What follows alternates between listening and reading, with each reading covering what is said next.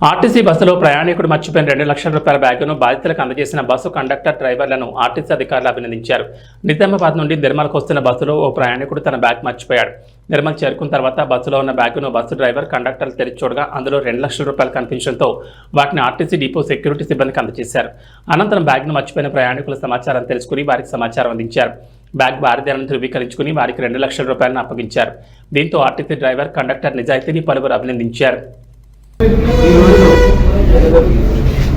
Nizamabad duty చేస్తున్న నాజుద్దీన్ మరియు YL Raj కండక్టర్లు విధులు నిర్వహిస్తుండగా నిజామాబాద్ నుంచి నిర్మల్ వస్తుండగా వచ్చిన తర్వాత సాయంత్రం 3 గంటలకు